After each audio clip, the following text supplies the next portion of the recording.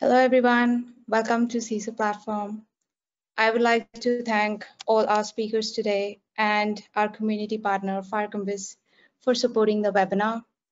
FireCompass is a recognized leader by Gartner in continuous pen testing, red teaming, and attack surface management. FireCompass is trusted by top 10 telcos, Fortune 500 companies, and also mid-market companies. Thank you so much for supporting this webinar. Today's session is a CISO panel on SolarWinds breach, legal implications, and CISO ramifications. I do not want to mention it, but it's a very contextual topic at the moment, and I have multiple people just reaching out to me to, deal with this and to know how to better protect themselves.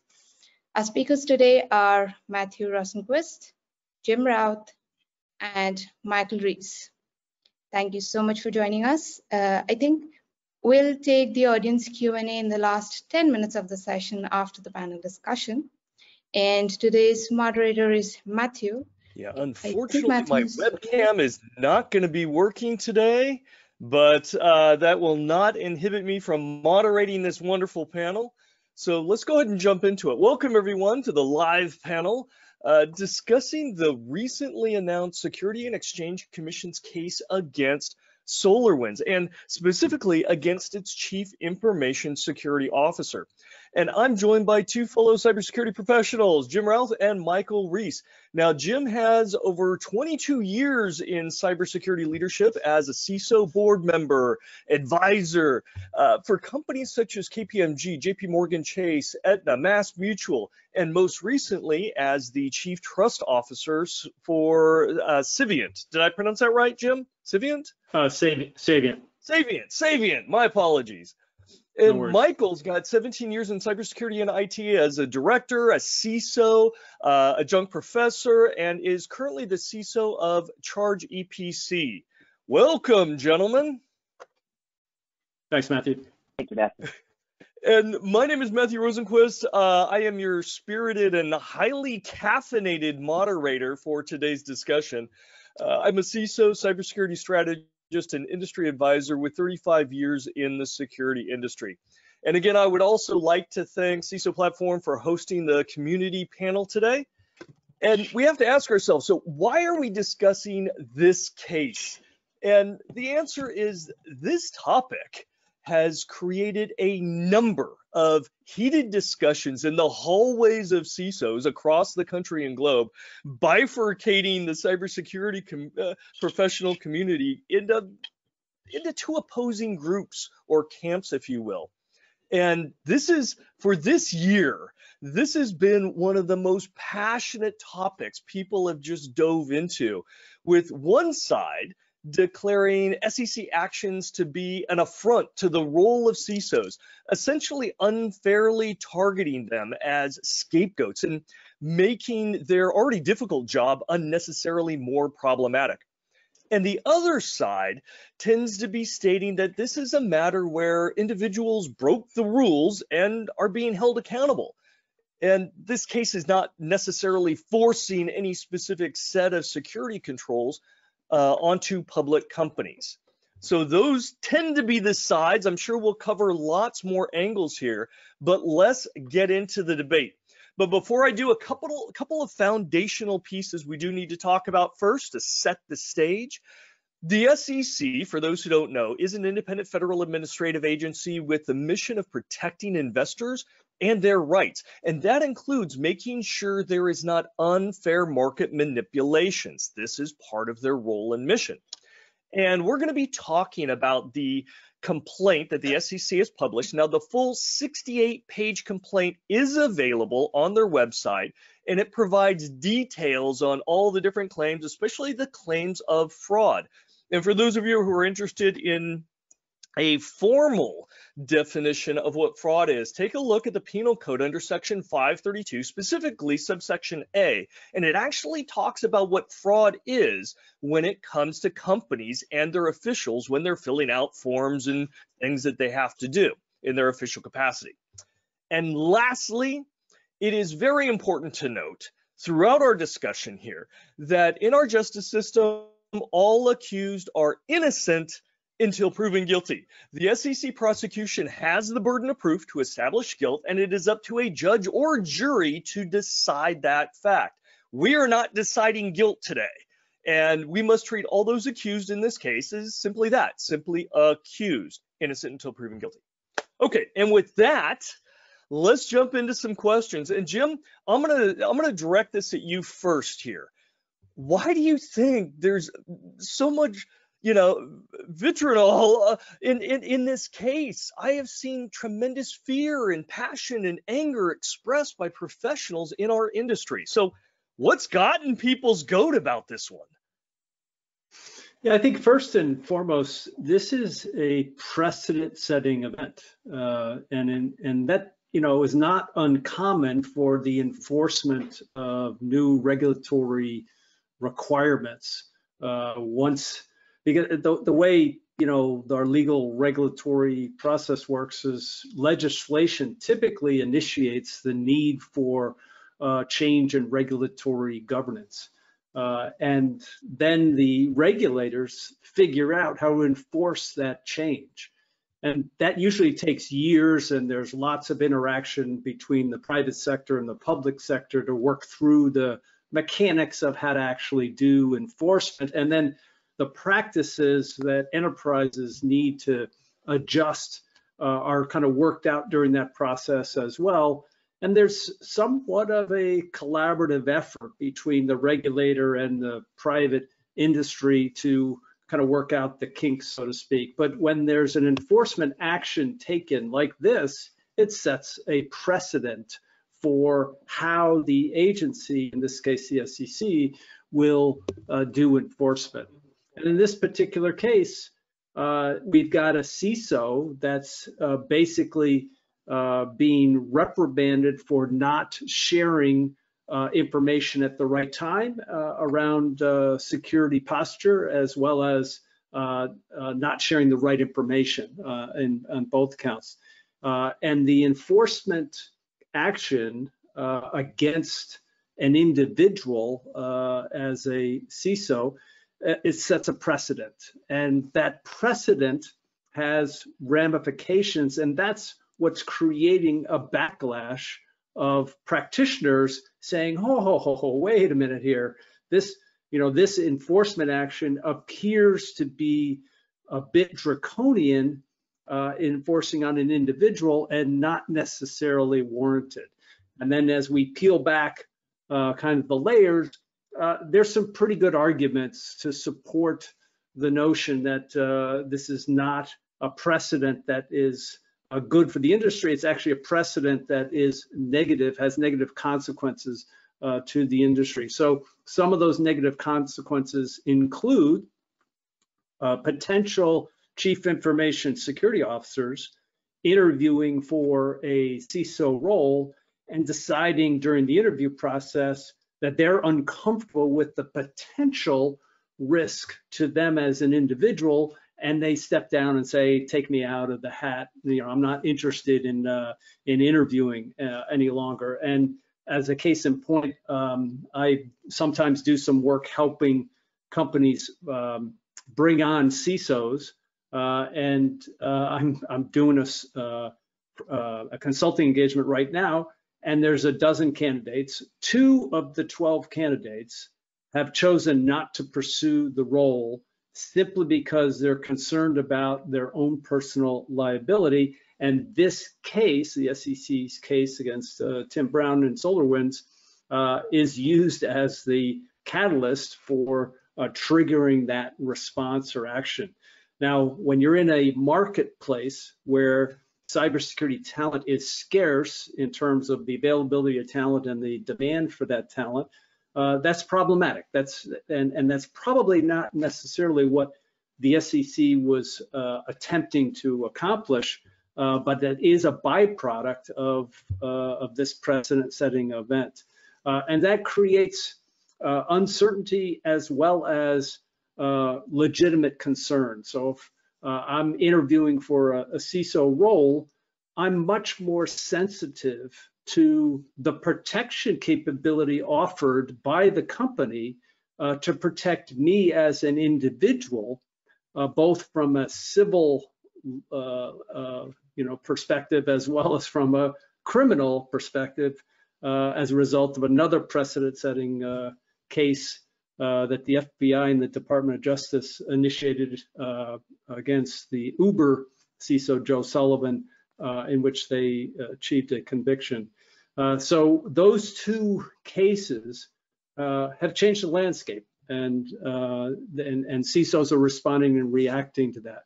Now, on a second level, if you look at the 80-page document and what the findings were by the SEC, from my perspective as a practitioner, anytime a chief information security officer and an operations team within a security operations center interact with criminals, it gets a little bit murky in terms of deciding the right approach to protect the interests of the customers and their data, and protect the interests of the enterprise. When I say murky, it's uncertain, and so you have to use judgment, and professional judgment's important. And now all of a sudden, the CISO communities need to understand that there's consequences to at an individual level for the judgment that's made in interacting with criminals in an operational context. And once again, that's troubling at best. Most federal agencies attempt to foster a collaborative, easy flow of information between the private sector and the federal agencies themselves. And actually, our cybersecurity policies as a nation are built on that premise. And this event actually is a bit of a disruptor in having trust and confidence to share information between private and public sectors. So at many levels, it is an unprecedented event that has a ripple effect that we're dealing with as practitioners, and there's no easy answers available. It's just kind of a change in the landscape. Well, I think we're going to be able to talk about a lot of those different vectors that you mentioned here today, because there are definite aspects of certain accountability and responsibility, right? And that obviously comes to personal choice and therefore personal judgment. We've got very specific claims within the SEC filings, specifically around fraud, and there are very clear legal definitions for that. So there are definitely aspects that I think our community is passionate about. Michael, tell me kind of what you've experienced here. Why do you think people are kind of riled up here? Yeah, I think you're seeing the division right now of, we've always, as CISOs, we've always said we want a seat at the table, right? And in some cases, we've gotten that seat at the table, and look what's happened. Now we have the seat at the table, and a lot of CISOs aren't under the indemnify policy, even though your CEO, your CFO might be, your CISO's not. So your CISO is sitting alone. And we're seeing what can happen with that. And this is a perfect example. And again, let's make sure we're not being the judge and jury here. We're seeing the filing from the SEC. We see what they have coming to the table. They've kind of put their cards on the table and said, this is what we're going to charge both SolarWinds and Timothy Brown with. You can look at that and say, yeah, man, it's pretty clear that there's some fraud involved here. We haven't seen the other side of that, right? We haven't seen the discoverable items from you've seen the prosecution side, but you haven't seen the defendant side. Once you see all of that evidence put together, and as forensic investigators, we go out and we find the facts, and we put the facts on the table. Then the attorneys start dealing with those facts, and they can manipulate and change them and make them kind of go in the favor they want them to go. So again, let's be real careful not to say, hey, we're going to be judge and jury here, and we find him guilty because of what this SEC filing says. Again, for us as CISOs, we need to be very careful because this is going to be a new precedent. You know, Jim mentioned the whole Uber case with Joe Sullivan. That was a fact that they said, hey, we're going to hit you with a 3-year probation. And there's statements that were made is we're going to go after and we're going to do harsher penalties in the future. And so I think this is a chance for the SEC to step up and say, now we're going to implement those harsher punishments. And we're really going after SolarWinds and Timothy Brown on this.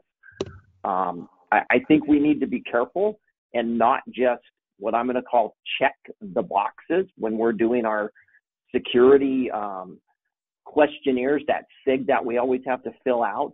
Everybody just kind of goes through the motions and says, yeah, we're doing this, we're doing this. If you start looking at what the SEC filing is about, it really looks like, hey, people were just checking boxes and saying, hey, we're doing this, and they're really not doing it.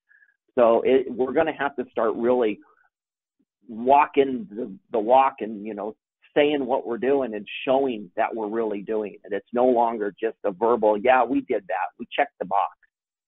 It's more than that. It's really coming down to that GRC, governance, risk, and compliance questionnaire and being really truthful about it, because you're going to be held liable. And it's nothing new. It's just, you know, this one kind of went a little wild, and the SEC is trying to make an example out of him. And I think we're going to have to be careful because it could go either way. And it could really hurt us as CISOs, or it can give us a better foothold and really be able to go and say, we need these extra tools, we need this extra money, and really get it. So pros and cons on both sides. Yeah, you know, I would agree, gentlemen, right? I think this is getting the attention of CISOs. And, you know, Michael, as you said, for 10, 15 years, we've been asking for a seat at the big table, right? We wanted to sit at the big table. But with that, there comes accountability. And the SEC rules that have been out there for reporting and, you know, being truthful in documentation and protecting shareholders, that isn't anything new. And they bring cases against other, you know, executives. If a CFO decides to cook the numbers and, you know, put in fake revenue figures and ultimately deceive their investors, well, guess what? The SEC is going to come after them as well. So when we look at, okay, well, if you put in deceiving information in regards to security issues, well, who are you going to come after, right? In this case, it's going to be those people that said, yeah, I want a seat at the big table. I want the C-suite title. It also comes with accountability. So, and I'm not sure if our CISO community is mentally there yet, because you're right. They may not be covered by D&O or E&O. They may not have, you know, different programs in place for proper documentation and so forth to, or feel empowered to be able to say, no, I'm not going to sign off on something. So I think this, as a precedent type of case, I think it will change our industry one way or another. Regardless of whether someone's convicted or not, I think it will change the behaviors in our industry, hopefully mature it in a good, healthy way. And it may require tools. It may just require kind of behavioral changes on the CISO part. But I think it will leave an indelible mark on our community. So, you know, one of the things I want to talk about here is, you know, what are the charges, right? What is actually being stated in there? Because different people throw different things around there. So, you know, the SEC requires that public companies on a quarterly basis, when they're seeking funding and when a material incident occurs, that they're required to file very specific SEC forms, S1, S8, 8K, and these formally attest to these certain aspects that investors or prospective investors, they need that information, and they have a right to this information, but they need that information to decide if they want to put their money into the company or keep it in the company. And this is about disclosure. And it enables investors to make informed decisions. And generally speaking, right, if you tell the truth on these forms, you're fine. Nobody's going to come slap you on the hand if you're telling the truth. regardless of what the truth is, right? But the key is to tell the truth so the investors are properly informed and they can make good decisions. Right? If you intentionally deceive investors on these forms, then the SEC can come after you.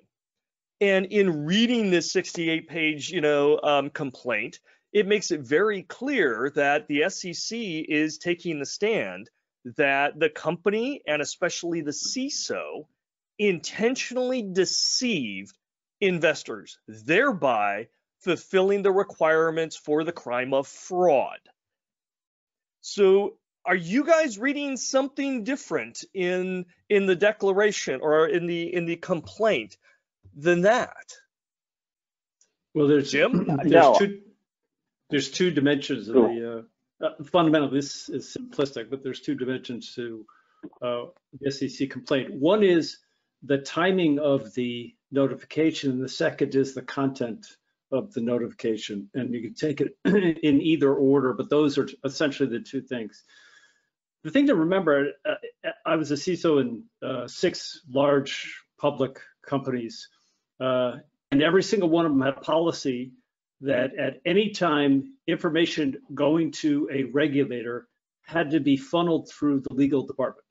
So the general counsel was essentially accountable and responsible for all filings in any kind of regulatory basis, and any security incident in terms of notifying the regulator, it had to go through legal. It was actually controlled by the general counsel's office in every. Okay, and there's a question though, or clarification on that, because you said something that kind of raised the hair on the back of my neck here. You said it goes through legal and they're responsible.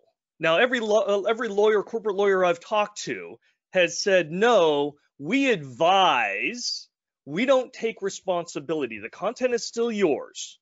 You're still making the declaration. We will advise you, but we don't own it. Are you saying for the companies you worked for, the attorneys were the responsible parties, or were they simply a pass-through to advise and maybe make recommendations prior to it being released?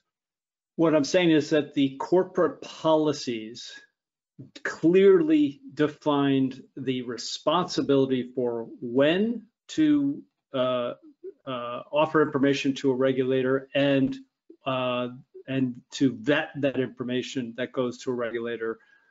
So the legal departments control the process and were accountable. Now, look, so they were accountable for the process, not necessarily for the content. So they weren't the ones signing off on the accuracy and legitimacy of the content. They were overseeing the process, getting it from the company to the regulator, correct? They're also determining when to share information with the regulator, like the notification. Okay. So a CISO independently can't say, I'm going to notify law enforcement and I'm going to notify a regulator of a particular security incident. That is not in the, that's, at least in my experience, that's not what the CISO is accountable for. The CISO is accountable for bringing that information to the legal organization. And there were very frequent times where I, as a CISO, said, I think we need to tell a regulator, and this is what I think we need to tell them. But that was always vetted and edited by the legal department. The legal department handled the actual notification. My point is that the CISO is the one in both the Joe Sullivan case, Uber case, and the SEC actions against Tim Brown. The CISO is the one that's bearing the accountability for when to notify the regulator and what content of information to provide. And that is inconsistent with corporate policy, where it clearly states that no one in the company, CISO or anybody else, can notify regulators of security incidents without going through the process that's controlled by the legal department. So, but then that's a policy issue, then, right? It is a corporate. So what this and that's action controlled by the company what this action is enforcing is in a direct contradiction to corporate policies in most major companies. So then what takes precedent in your mind? Does the federal SEC guidelines take precedent and say, hey, you should craft your policy to be in alignment with it? Or does the policy of independent companies take a precedent and say, oh no, follow the policy, ignore, even if it's in conflict with the SEC federal requirements? My point is that the SEC action for enforcement against SolarWinds is inconsistent with the majority of corporate policies today in the notification of a regulator and law enforcement. So, and it's clear that corporate policies are the ones that have to change and adjust as a result of this precedent. And Michael, do you think this precedent is going to drive companies to change those? And I would say they're heavily ingrained. I would agree with Jim that these policies within companies are very heavily ingrained, and in many cases, CISOs are not by default empowered or necessarily given that voice to be welcomed to drive communications to the SEC or to other federal agencies. And it's definitely a risk to your career. Do you think it's going to, this precedent, this case is going to change that from the corporate policy perspective? It absolutely is going to. And we've seen that in other arenas. So just around, if you take general GRC and some of the things that have come up with privacy acts, it's changed corporate policy because those acts are now acts that you have to follow. And if you don't follow them precisely as the guidelines say, then you're penalized for that. So I think it's going to force us to change some of the policies within companies. If you look at how this was filed, though, one of the interesting things is the Form 8K has to be filed if there's a breach. So SolarWinds said, hey, we had a breach. They filed a Form 8K. That was drafted by a group of executives, and it spells it out. Drafted by a group of executives, including Brown, and signed by SolarWinds CEO. So if you look at that and say, okay, who crafted this? Who actually checked all the boxes and wrote all the information down in this form? I don't know if you can really say, and we don't see the evidence here, we don't know if that was all Brown who did that. It sure makes it sound like a group of executives did it, including Timothy Brown. So are you going to go after all those executives now? Because they're all frauding. I mean, if they signed it, they're agreeing to that statement that was written. So I think, again, you've got to be very careful on how you're reading this and what are the actual facts of this case. And we haven't seen them yet. So again, don't just make a conclusion, oh, he's guilty. It says right there. But it's interesting the way the SEC is spelling this out to make it look like, hey, it's all them, it's all them. But I don't think the SEC is being very clear about some things. Well, and I'm going to take a counterpoint on this because and it would make sense, right, for any corporation, if you're going to file something, especially an 8K, a disclosure saying, hey, something bad happened, something material, this is going to go to the shareholders, this is an SEC form, I would fully expect that there would be every senior executive in that room probably reviewing it because it impacts their business, right? And including the lawyers are definitely going to be in that room, and probably even marketing, right, to see how they can spin it. That's part of their job too. But when it comes down to the content, if it were let's say a financial disclosure, right, we're going to have to report our sales drop 50%.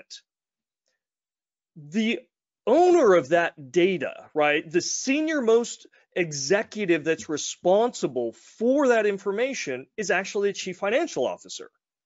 So if you had to file an 8K and, okay, all the executives come in the room, it would be expected that it's that financial officer who is the expert that is providing the information that should have, in theory, the loudest voice for credibility, saying, hey, well, these are our numbers. And if those numbers are wrong, drastically wrong, right? I mean, I could see why the SEC would go after the chief financial officer in that incident.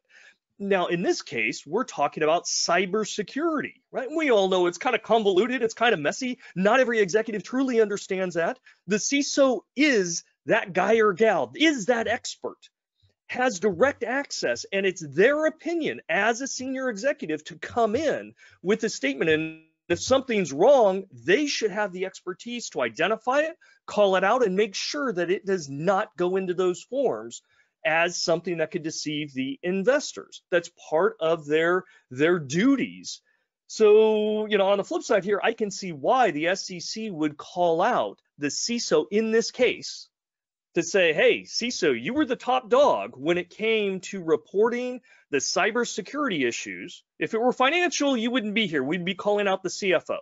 But in this case, it's cybersecurity related. I know it's unusual. I know you're maybe new in this industry as a CISO community, but guess what? Your feet's on the fire. This definitely falls in your ballpark.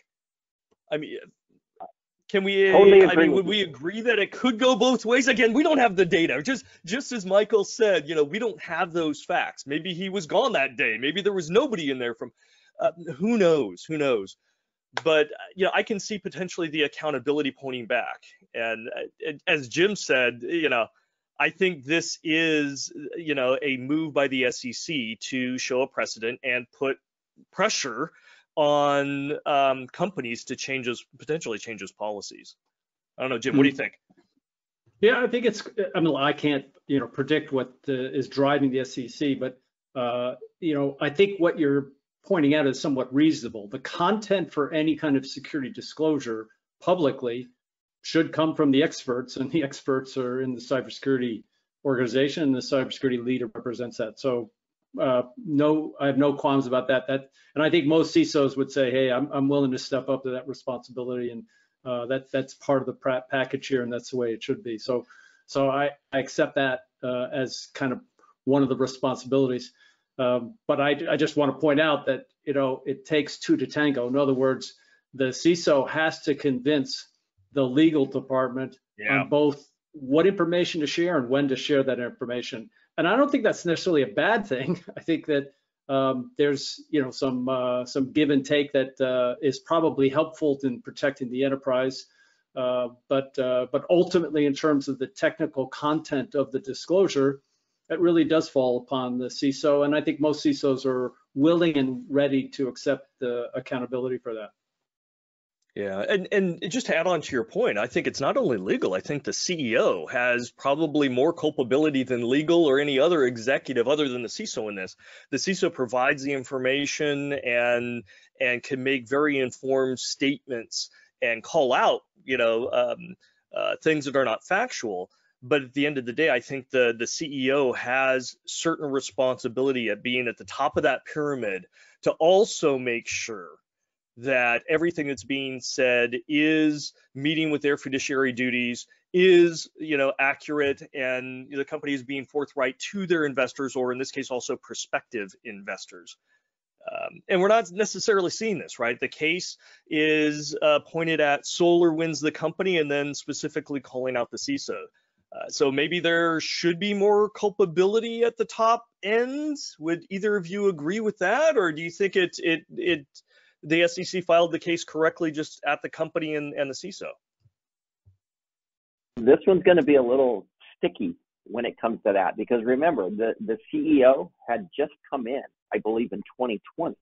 And now they're going all the way back to 2018 and saying this really happened in 2018 was the beginning of this with the whole password issue.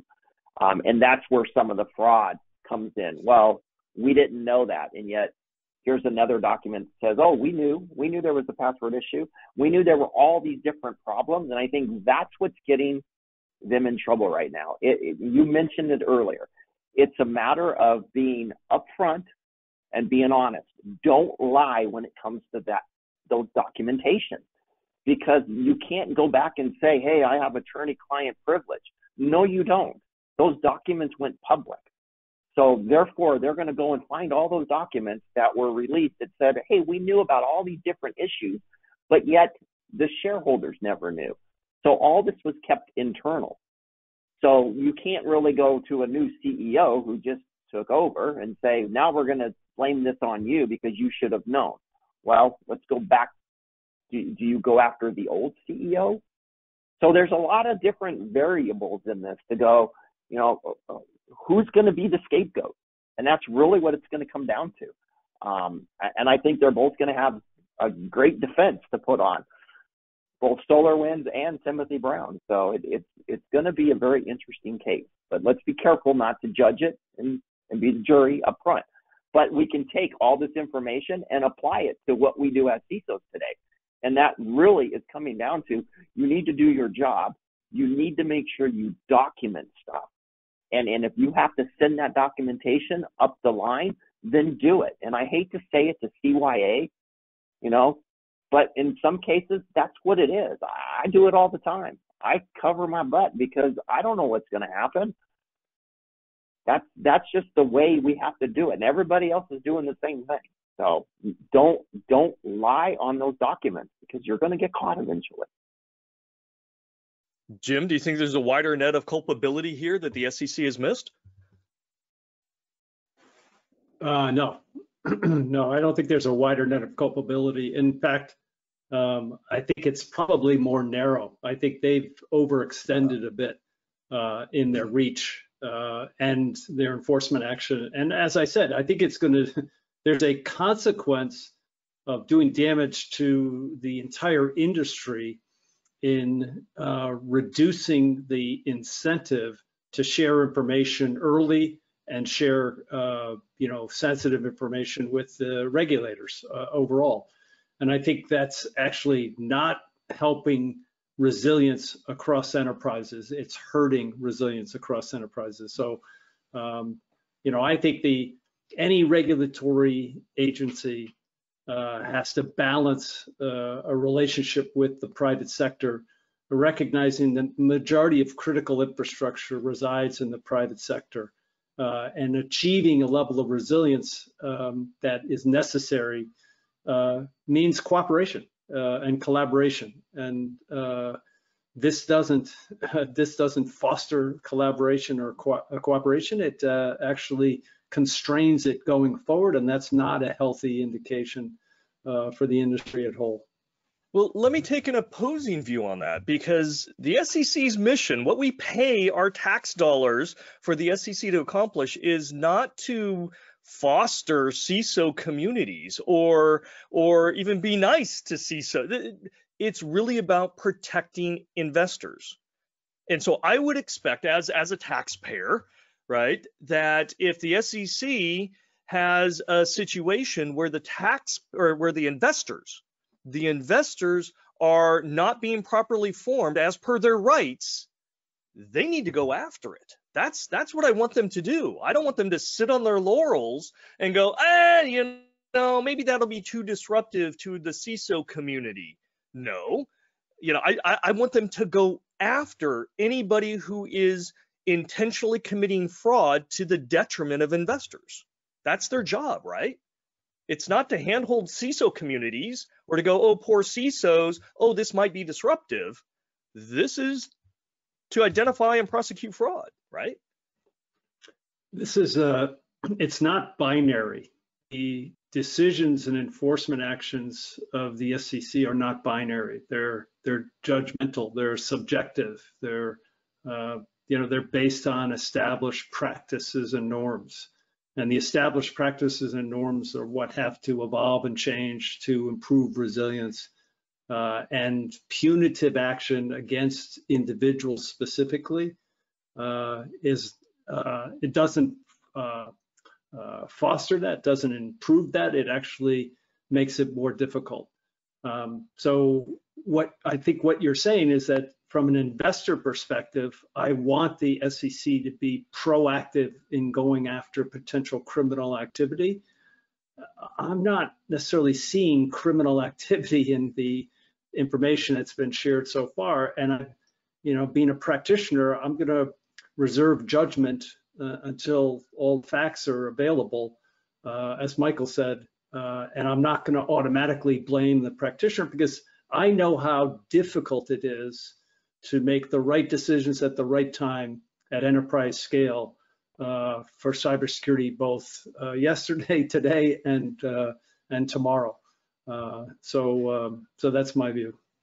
Okay, so let me ask you guys some tough questions here, right? And let's talk about the specifics of this case, right? The SEC complaint against SolarWinds and the CISO.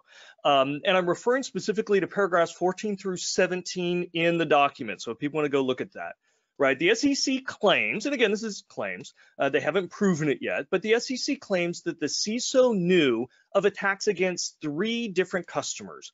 One in May 2020, one in October 2020, and the other in December 2020.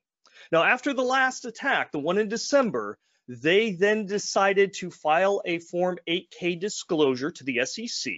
This is the form that basically says something bad has happened, something material here. We need to inform the investors because this can impact them, right? But they failed to disclose that the vulnerability at issue had been exploited over the previous 6 months and impacted 2 other customers, one of which was a government agency. They simply omitted that fact. And so they were only reporting on the December attack, not on the one in May, not on the one in October, right? So this omission, it seems kind of huge. And I'm thinking investors would probably want to know that. So here's my ugly questions to each of you. And if you don't want to answer, I'm fine with that. But my first question, and Michael, I'll start off with you. If you were the CISO in that situation, right, would you fill out the 8K SEC form and choose to omit that important information to the shareholders? The fact that you had seen this attack, other customers going back 6 months. Would you omit that? I would not omit that. And I think one of the other problems to that is if you read on the 15th item, it's admitted that he knew it was omitted and made a comment to somebody else, well, I just lied, in quotes. That doesn't help the case. And I get, that's where, when Jim was talking about intent, right? If you're going to be the bad guy, there has to be intent to what you're doing. This is where I look at, hey, there could be some intent right here. If you just take it for face value, again, I haven't seen the other side. You're saying the one side of the story.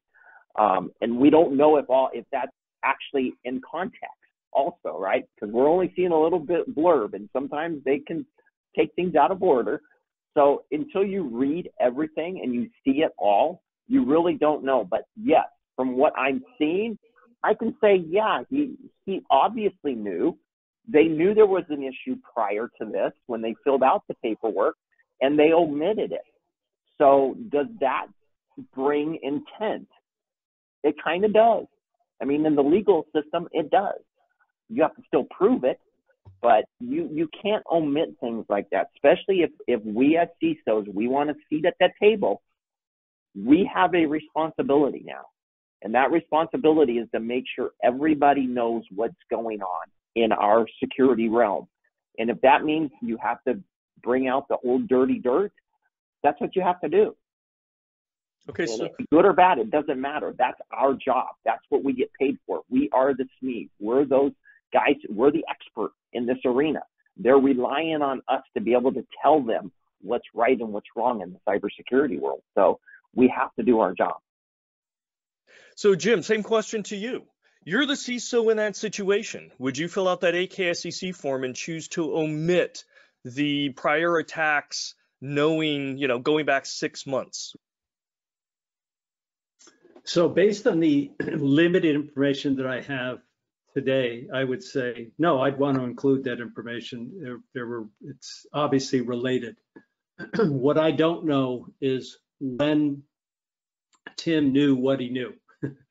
And I also don't know the guidance that Tim was given by his legal counsel that was part of the decision of what to disclose and when. And I don't want to speculate on that. So, yeah, fair enough. Yeah, definitely fair enough. We don't know those facts, and that's going to have to come out in court because, as Michael said, for fraud, you have to actually show intent. There has to be an intentional deceit on behalf of you in your capacity. So, okay, so then second question, same scenario. If you were a shareholder, right, of SolarWinds at the time, would you want to know, as part of that disclosure, because you have a right to be informed, would you want to know that the management of your investment has known about active attacks for 6 months in their primary product? Jim? Yeah, what I would want as a shareholder is for the company that's, in this case, a software company, to recognize that software supply chain poisoning, which is the net effect and impact on enterprises, is probably the #1 risk to the enterprise from a cybersecurity standpoint, and therefore the right attention, right level of resource allocation, and right level of practice needs to be put in place as part of a response to ultimately the first indication of an incident or a breach. And so what I would want to see as a shareholder perspective is actually the response to the event and what lessons learned are being applied to improvement in practice going forward to reduce the probability of similar events in the future, simply because software supply chain poisoning is absolutely critical to any software company. And certainly SolarWinds, that sells a lot of frontline protective capabilities from a network perspective to their customers. Their customers deserve to know what the response was and what the proactive steps to reduce the probability of that happening in the future are. And that's actually more important than the actual incident information, is to know what the response is. And that's reasonable, I think, from a investor standpoint as well as a customer standpoint. Yeah, I don't think anybody would disagree with that, right? Understanding how they're going to address this, recognizing the issue. But let me push down a little harder here, because we're talking about the 8K form. The 8K form is about timeliness of information to the shareholders. And what you were talking about is more of a strategic direction and what we're going to do. That may take months or years to truly figure out. The question again is, on the 8K form, as an investor. Maybe months, not years. Okay. But would you want on that 8K form as an investor to be informed that the company knew about the attacks in their products going back 6 months against several different customers in their primary product? Yes. Okay. Last question here, and then I actually want to pivot and get some of your recommendations. And I think this is a no-brainer as well, right?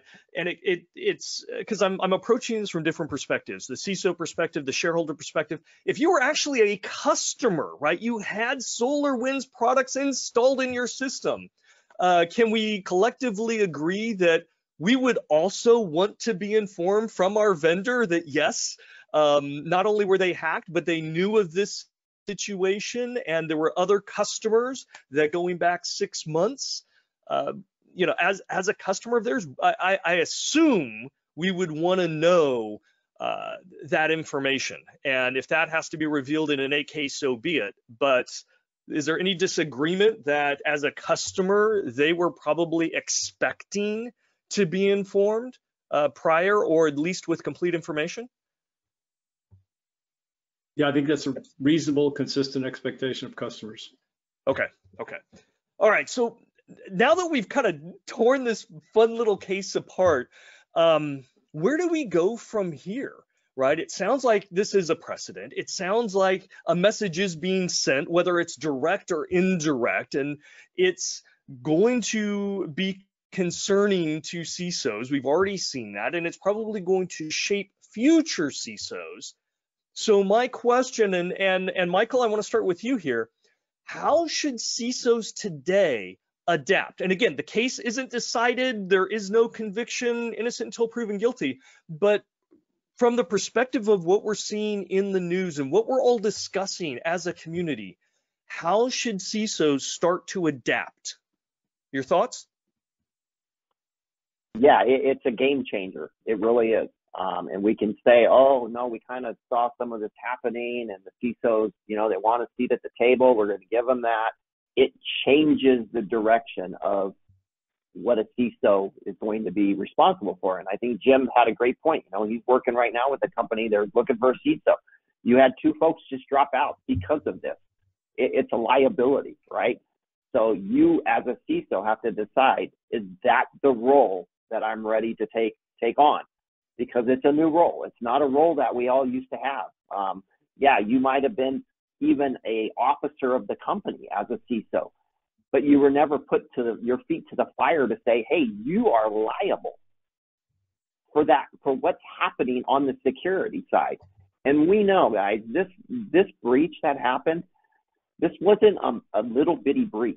This was huge for SolarWinds. I mean, if you start looking at what happened and look at, there were probably hundreds of people in Russia involved in trying to get to the back end of SolarWinds. And it doesn't matter how they did it. If the bad actor wants to get in, they will find a way to get in. So you can't just automatically say, oh, CISOs have to stop everything. We try to stop 100%. That bad actor only has to get in one time. So there's a lot of responsibility on us as CISOs to make sure we're securing our environment. And we've seen since COVID, that environment has stretched all the way out to homes of our employees. So the terrain is a lot bigger that we have to manage, and we have to know every single asset that's sitting out there. How do you control something if you don't even know you have it? So it's going to change the game for us. We need to really understand what our environment looks like inside and out. And there's no room for error. I hate to say it, because this is what's going to happen as a CISO. The difference for me is to make sure you have things documented and you're letting your upper management, your C-suite, your investors know what's going on. Don't try to hide it, because the truth is going to come out if something happens. They're going to dig in, and they're going to dig in deep and find out what really happened. So just, again, it's honesty, right? And knowing what's really going on and being collaborative with everybody involved, because that's what it's going to take.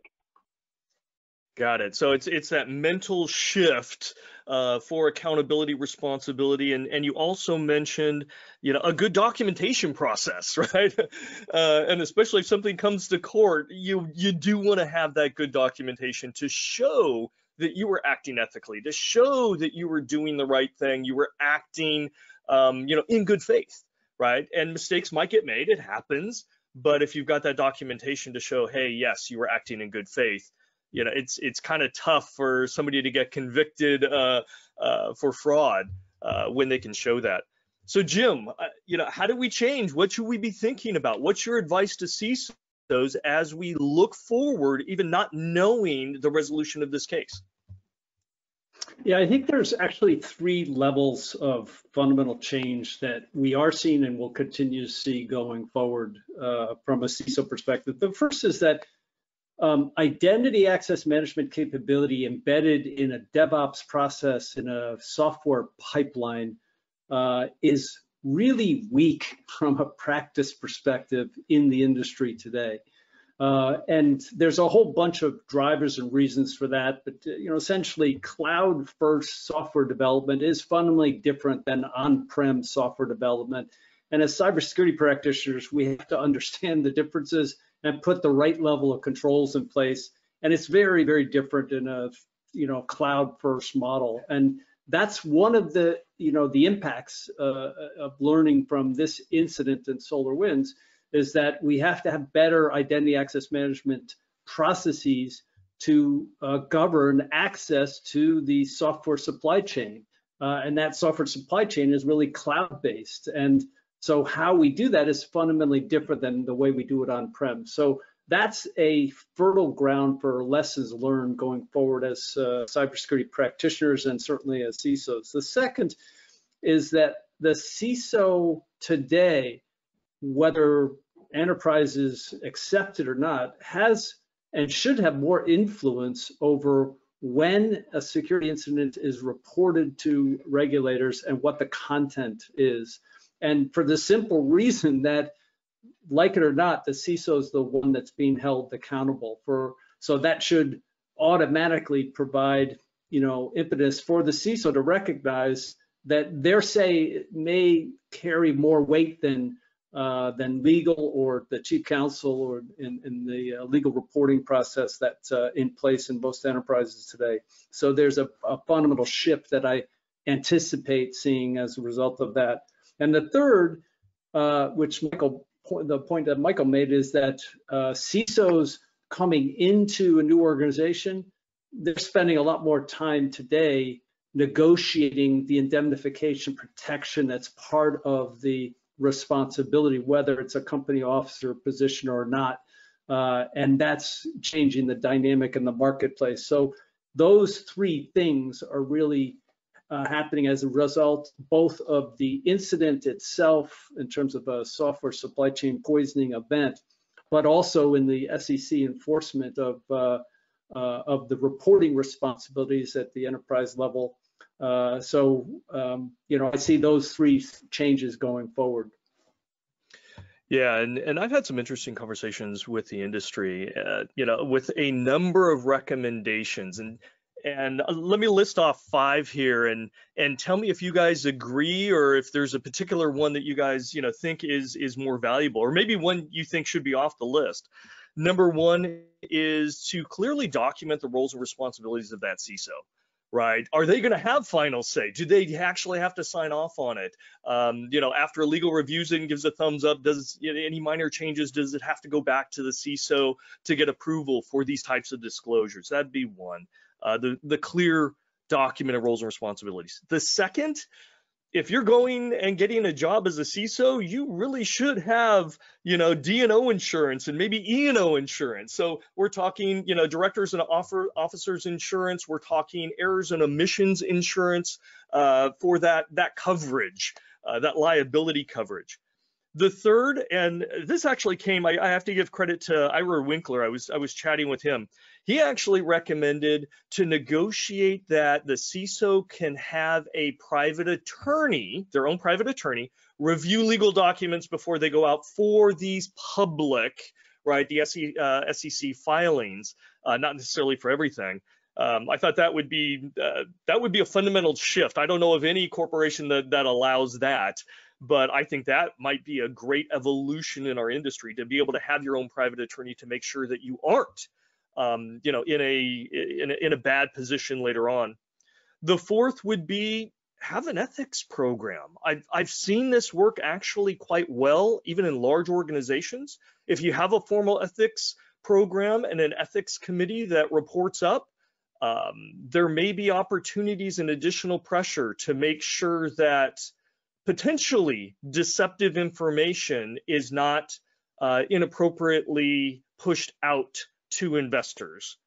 And the last one is, and this goes back to what Michael was saying, make sure there's clear documentation, a clear process of that documentation, especially for these decisions and final content of what's being published in these types of public disclosure forms as part of the SEC. So that would be my list of 5 things. Do any of these strike you as relevant, important, or a waste of time? Jim? In terms of having an outside attorney that's hired personally for the CISO to review documents before they go out, I don't see that being practical, and I see it being a bit problematic. However, Ira's point is valid in that a lot of indemnification coverage gives the right and the legal fees paid by the enterprise for legal protection with the same law firm that's providing legal protection to the enterprise. And there might be some cases, it certainly was the case in Uber, where that's a conflict of interest. Yes. And so I think there, in the indemnification coverage, CISOs should look for coverage for legal defense for them personally, because Tim Brown needed that, Joe Sullivan needed that, so that should be an independent counsel. It shouldn't be part of the same law firm that's representing the enterprise, because that could, in some cases, be a conflict of interest. Yeah, it's a great point. Great point. Michael, any thoughts on those 5 areas? Anything resonate with you? No, I agree. The only one I was going, wow, this could cause some issues, would be having your own attorney. But in this case, I believe, if you go back and read some of the transcripts, they both have the same law firm as DLA Piper. So they're being represented by the same attorney at this point, which may be okay in this particular case. In the Uber case, it would not have worked out to have the same attorney or the same law firm for both. It's definitely a conflict of interest. So you got to make sure that that's, you're looking at that in play, and I'm sure your attorney would let you know that. But no, those 5 are great. I mean, that's what we need in order to move forward. Yeah, I would concur. The whole private attorney thing, I like it. And, my advice to CISOs is it doesn't hurt asking. I mean, you're going to have to be bold anyway. Start being bold when you're negotiating for the position. You want to make sure it's covered. It doesn't hurt to ask, to float the idea. And depending on the organization, you may want to push harder, right, to make sure that you do have that. And there's probably going to be some barriers on when you can bring in a private attorney. Obviously, it's not going to be on every document and everything that you're doing for the company, but definitely on public disclosures. All right, so we're going to open it up. I believe there's some questions here from the audience. What do we have out there? So the first one says, did SolarWinds and its CISO fail to disclose material cybersecurity risks to investors? All right, Jim, Michael, we talked about it, but what do you think? Potentially. Okay, I've got one potential. Michael, what would you say? I'm going to say potentially also, because it depends. I'm going to say, and it's another way of saying potentially, but I'm going to say if even half of what's in the SEC complaint is true, I'm going to say yes. If it isn't true or forthright, then I'm going to say, no, we don't have the full picture. That's right, true. Right. Okay, now I'm seeing the questions here. So the second one, did SolarWinds and its CISO ignore repeated red flags about the company's cybersecurity vulnerabilities? And Jim, you started talking about this, right? Especially when you talked about,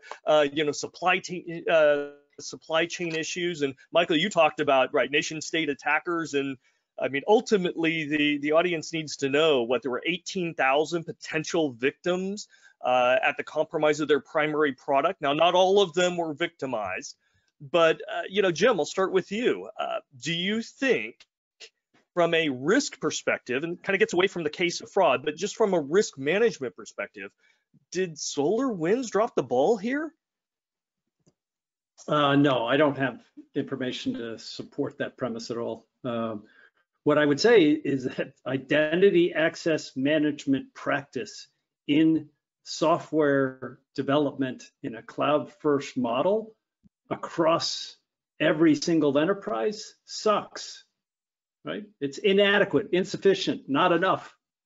And that's every enterprise. And so every enterprise has to step up and deal with that challenge. And that's not necessarily unique to SolarWinds.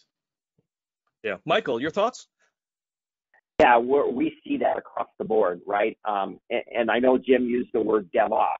I'm getting away from DevOps. It's DevSecOps. You have to include security when you start building that product. You've got to understand what that flow of data is. So if something happens, you're right there. So yeah, I think that's the first thing we need to do is make sure SDLC, that software development lifecycle, we know what's going on with there, and we're building a software platform that's going to work and it's going to be secure. But that starts at the beginning. It starts at the beginning of that DevSecOps. I totally agree with Jim. Yeah, I'm in line with you guys. The reality is, were there red flags? Yes, but that's our daily job. We're dealing with red flags every single day. And so I haven't seen all the data. I don't know what they knew when they knew it. And so I can't say that, yeah, there were obvious red flags that they should have jumped on. I think there were red flags, but okay, out of the million red flags that we deal with, how do we know that this combination was, something so severe? At the point that the security firms came to them and said, we can definitively show that your product is hacked, which is what happened in December, at that point they did respond to it. So I do like that fact. But I'm with you guys, it's tough, especially when there's insufficient visibility, insufficient controls, and we do not have good security baked in as part of product development across the industry. It's not just SolarWinds, right? Well, unfortunately, it's everybody. This is just the state of maturity that we have. Another question came in here, what do you think about a negotiated contract clause that provides protections and rights to private defense? I think we talked about that a little bit. Is that something that should be negotiated when you're taking the job? Do you think, Jim, and you talk with a lot of CISOs here, do you think that's something that CISOs that are currently in the job, is that something that they can bring up with the CEO or the board to kind of implement retroactively? Is this something feasible, or is it just too, sticky as Michael indicated? Oh, can't hear you, Jim. I still can't hear Jim. Okay, then I'm going to go to Michael on this one. I think you can negotiate anything, even if you're already in a CISO position. Either you're taking a new job as a CISO or you're already the CISO. The worst thing that can happen is they say no. So why not try to negotiate something? And again, it could be kind of strange because they may say, hey, we want you to use this particular law firm, and if they're already using it, it could be a conflict, but why not give it a shot? I mean, you're going to go to the table and ask for things, you might as well.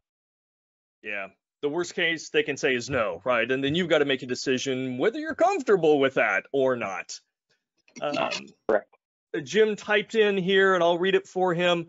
Yes, you should discuss this. If you are a current CISO, the probability of resolution is not high given the lack of leverage. Yeah, I think he's absolutely spot on there. Absolutely spot on. So that kind of brings us back, when we talk about this D&O and E&O and coverage, do you think this may perhaps change the insurance industry? Do you think the insurers are going to start offering something special, something unique for CISOs because of this demand, because of this case, and they see an opportunity to expand their market? What are your guys' thoughts? Michael, I'll start with you. I think Jim will probably have to type his answer. I think it's absolutely possible. I mean, look at what happened with cyber insurance. There was not a market. All of a sudden, there's a huge market for cyber insurance. It's going to be a tough one because I don't think we have enough data to be able to support that right now. As we see, depending on what happens with this case, as we see more and more of them, absolutely, there'll be a market for it. I mean, anytime they can drum up a market, they're going to. I think Jim's still typing here. Oh, so he says the evolution of indemnification coverage originates from Delaware law based on 3 levels. But again, from a business perspective, I would say, generally speaking, if insurance agencies and industry, smell blood in the water and think that they can make a profit, I think they would probably explore that opportunity to increase their overall market. All right, so let me take another question. Do you think senior information security leader role should shift from a CISO to another pre-existing executive officer? Oh, this is a great question. So, we've got CISOs out there. We've got chief security officers. Many times they report into CIOs or CTOs. We've got chief trust officers. Jim's a chief trust officer. So we've seen a growth in the industry of chief trust officers as well, where CISOs may be reporting into.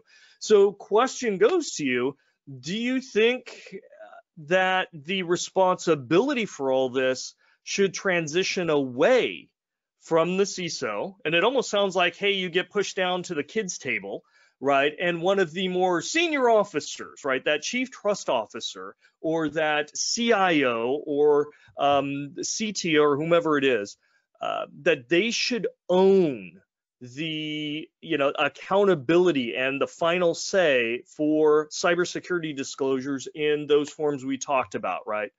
What do you think, Michael? I think this could be a division in the road right here, because we've always, and I got to be careful how this is said, we've always said, look, if a CISO is reporting to a CIO, it's a very gray line, right? It's almost like the fox guarding the hen house. If you have an issue within your IT department where they're not disclosing something, and you as a CISO report to that CIO and the CIO is not reporting it, then you've got a problem. You cannot be held liable. That's on the CIO. So now you're underneath that CIO. You really need to be on the same playing field as that CIO. So if that CIO reports to your CEO, your CISO needs to report to your CEO. So again, your peers, you're not under them. This could be that line that finally gets drawn to say, CISOs don't report to a CIO. CISOs don't report to the CFO. They need to report to a CEO or maybe a COO. But I think this is the time to really figure out what does that topology look like in business. So you think it's time to double down, basically, for CISOs to have them step up. But as part of that, then they have to truly acknowledge that accountability and potential liability and potential criminal proceedings against them if they make a misstep. So again, that may be as you said, a fork in the road. Does the CISO really want that accountability? And Jim is chiming in here. He believes that the CISOs will step up to evolving accountabilities, and this event will accelerate this trend more than putting responsibility or reporting to another leader. So it sounds like you guys are in alignment here, and it makes a lot of sense.